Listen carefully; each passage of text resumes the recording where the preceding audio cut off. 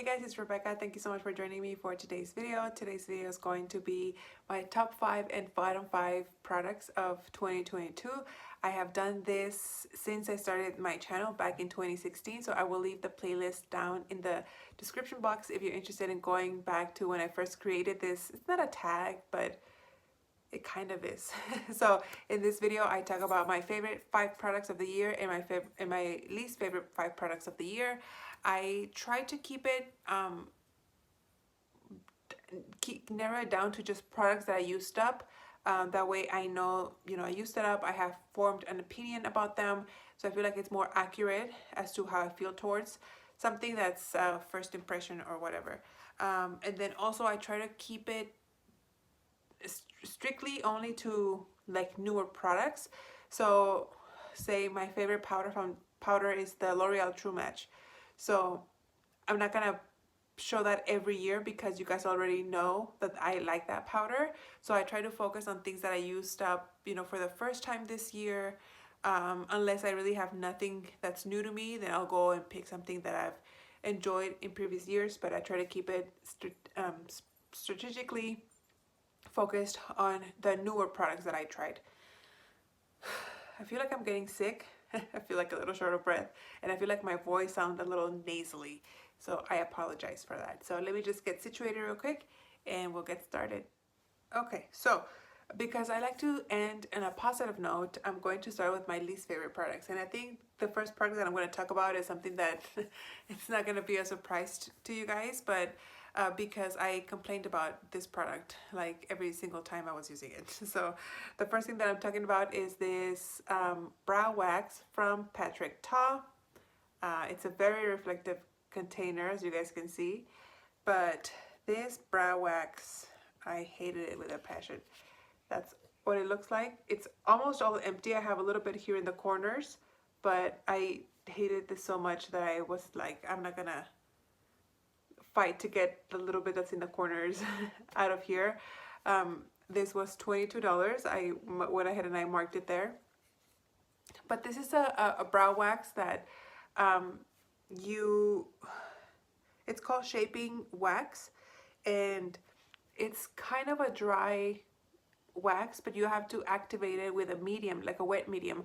I was using a facial mist to apply it, and so what you do, I had to get like wet it, like spray it a little bit, and then get a little mascara wand and kind of like scrape the water that was on the pan here, and then you would wet the wax, and then as the wax would get wet, it would pick up on the brush, and then you would apply it. It was just too much work. I have a pretty good brow to begin with. You guys have seen me without makeup. I only need to fill in a little bit here and there, and this was it just felt like too much. My brows looked frozen. It looked like I was applying like Elmer's glue, and I don't need to apply like very like editorial looking brows to begin with. And so I just felt like this maybe for a makeup artist, but not for the regular folk like me. So yeah, this came in a Sephora favorites kit. That's the only reason why I got a hold of this, but never in a million years would I buy this in the full size. Well, this is a full size, but would I buy it like by itself? Just did not care for it. Another product that was just difficult to work with, it wasn't really my favorite, was the Ulla Henriksen Banana Bright Face Primer. I know a lot of people really enjoy this, but I just didn't like it. It just felt like it didn't work with me. Either it was interfering with my skincare or my foundation. It balled up, and it looked cakey. It didn't blend in very well. I just had the hardest time getting this to work, and I know a lot of people really enjoy this. It has, from some people that I've watched on YouTube, they really enjoy it. They think it's a great product, and unfortunately for me, it just didn't quite do the job. This was 1 fluid ounce. It is the full size, so it was really hard to work with. On days that I didn't wear any makeup, I would apply this like as a lotion, just because I just wanted to get it out of my collection. So this is done. It looks like it's not, but this is just there. Nothing really comes out of here anymore. So it really is done. So good thing I bought it at Marshall's and I didn't pay full price for it because I didn't like it.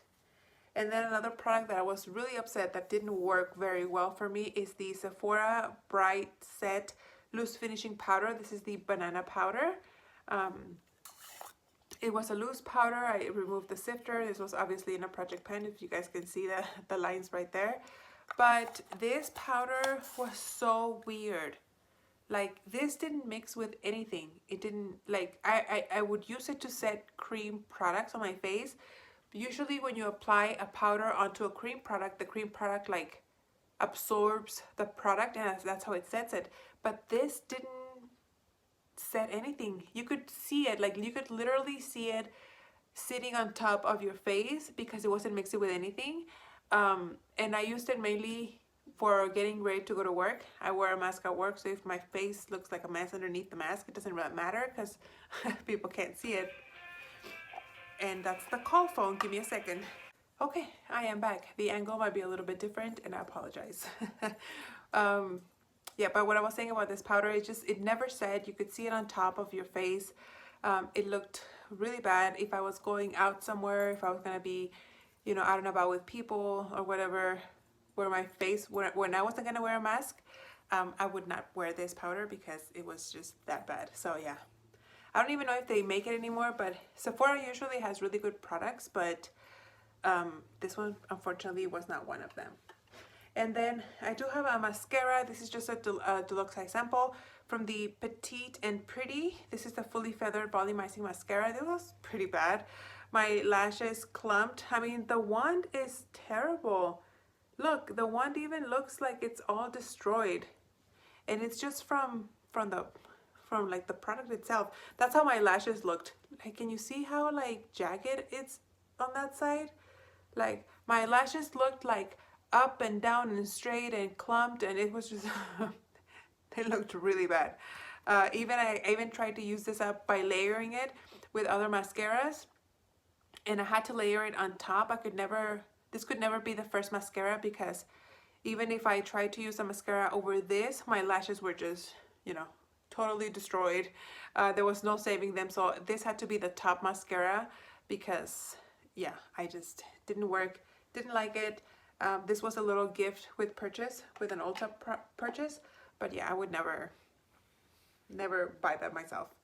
And then the last product that I didn't like was an eyeliner that took forever to use up, and it's the Tarte Sex Kitten mascara.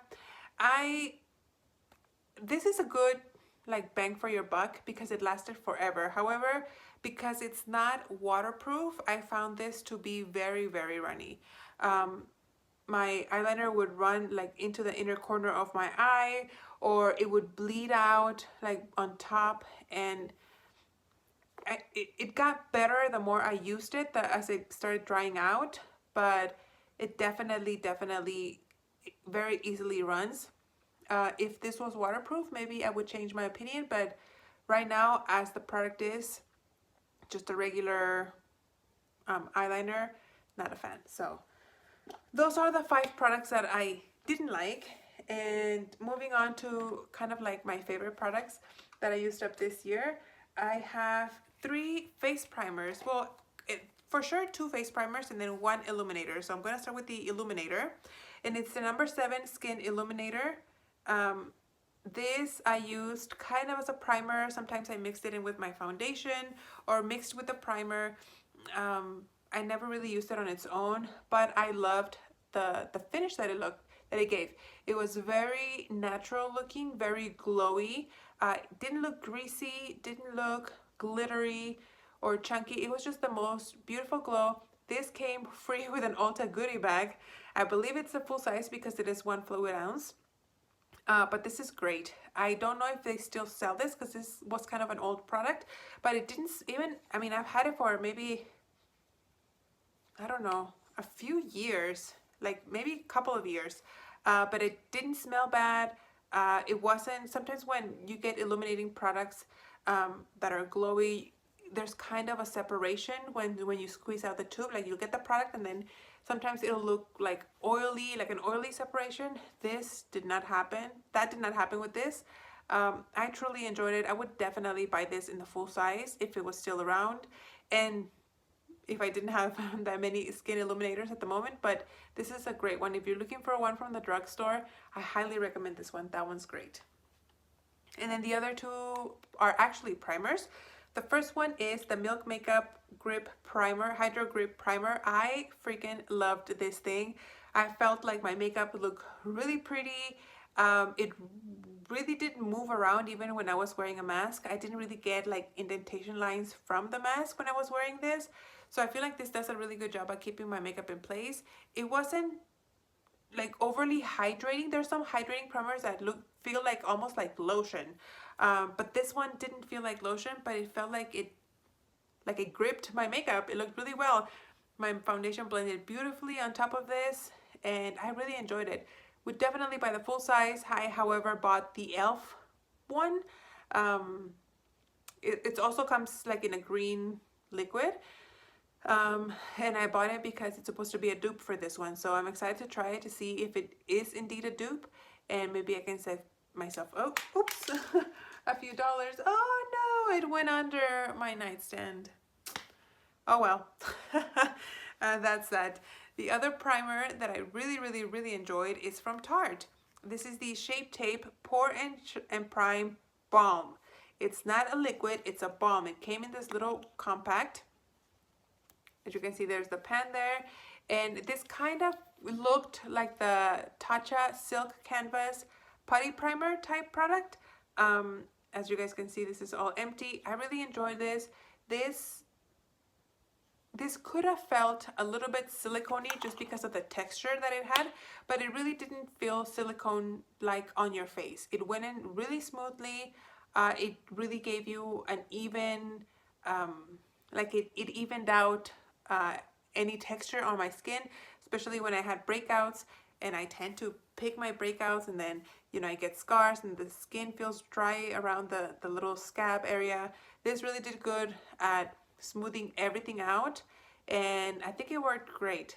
I don't even know if they sell this in the full size, in a putty prime, in a tub, in a little jar, or in a compact like this, but I'd be interested in buying it again in the full size. I have so many primers right now though that I can't even, you know, attempt to try to buy it in the full size. It's just, it wouldn't be wise.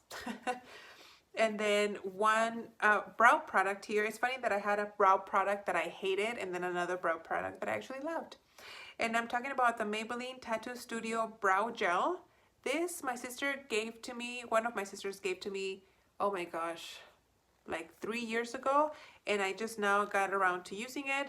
This obviously is drugstore from Maybelline, but this comes with like a little doe foot applicator, and the product here, well, you can't even see it. I remember squeezing, oh, you almost saw it, like the little liquid here. You would put this on there and then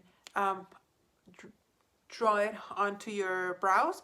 This is supposed to stay for like several days, but I do use a cleansing balm slash cleanse off oil when I remove my makeup, so it did remove it. But if you wanted to, if you just like remove your makeup with a wipe or whatever, you could get away with using this for a couple of days. So if you were into that, I am not. I always wash my face off in the morning, at night. But yeah, this was really nice. It was a really good match for me. I was kind of worried because it looks like it's really light, but it actually wasn't. It matched me pretty well. And this was a nice surprise. I had never seen it around. I had never heard anybody talk about this product. I hadn't seen it in YouTube for sure. So when she sent it to me, I was like, what am I going to do with this? But I'm glad that I tried it and I enjoyed it. And I added it to my favorites list at Ulta. Just if I'm looking for a brow product, I know that this is a good one. So that's that one. And the last product that I really enjoyed using this year is a face powder from the drugstore, and it's from Flower Beauty. This is the Light Illusion Perfecting Powder. This is what this looks like. I had mine in the color Nude L23, and as you guys can see, I don't know why I'm opening it, but this is all done. This is supposed to be a dupe for the Charlotte Tilbury. I've never used that powder before, so I can't really speak to if that's true or not about this being a dupe for that powder, but I really love this. Super finely milled, just enough coverage to blend in your makeup, to set your makeup. I don't think it has enough coverage to wear this on its own, unless you're looking for a really light coverage. But it definitely does make everything look nice and even and blended and smooth. For sure, my skin looked super smooth when I used this. I feel like I went through this one kind of fast though. It does have 8 grams, but I feel like I went through this really fast. But yeah, would highly recommend using this one. I would definitely, I only have, I think, 2 pressed powders in my collection, 2 or 3. So I will definitely be using those up, and I would gladly use this powder again in the future. So that's this one. And that's it, guys. Those are all my products, my top 5 and bottom 5 of 2023 that I used up. Let me know in the comments what were your favorite products that you used up, and which ones were your biggest disappointments, products that you never want to use again. And let's compare notes. Maybe something that you like, I didn't, and something that I did like, you don't. So let's compare notes, shall we? Thank you guys so much for watching. I hope you guys enjoyed, and I'll see you on the next one. Bye.